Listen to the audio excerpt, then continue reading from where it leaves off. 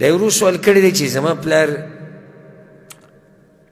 کسان ورسره ظلم کړی ده وژلی دی نو الله به هغه له اجر ورکوي او که نه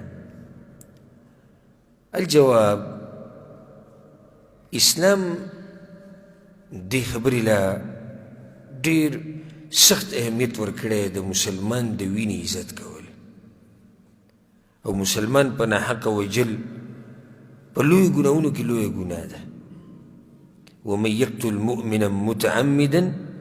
فجزاؤه جهنم خالدا فيها وغضب الله عليه ولعنه وأعد له عذابا عظيما څوک چې په ناحقه یو مؤمن وژني دی به جهنم ته ځي همیشه دپاره الله ورته په غضب کې دی الله پرې لعنت وایي او د دپاره لوی عذاب تیار کړی او دغه شان شریعت دا خبره هم واضحه کړې ده چې چا سره غدر وشي او ظلمن ووژلی شي نو الله به دله اجر د شهید ورکوي اجر د شهید به ورکوي ډېر ورته موږ دا وایو چې انشاءالله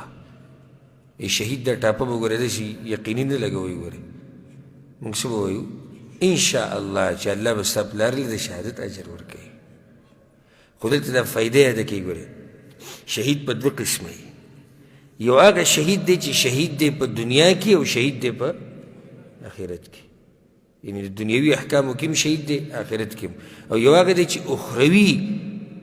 احکامو کې هغه شهید دی هر چې دنیوي کم احکام د شهادت دي هغه پرې نه تطبیق کېږي کم چې دنیا او آخرت کې دی هغه څوک دی هغه چې جهاد کې مړ شي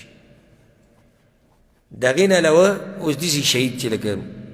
د خېټې په بیمارۍ مړ شو طاعون کې مړ شو دیوال پرې راولېدو اوبو کې ډوب شو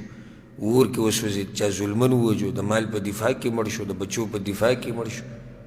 دا هم شهیدان دي خو د دوی دپاره دغه احکام په دنیا کې نشتي دوی له ښه باقاعده غسل هم ورکې کفن به ولم ورکې جنازه به پې هم کې والله اعلم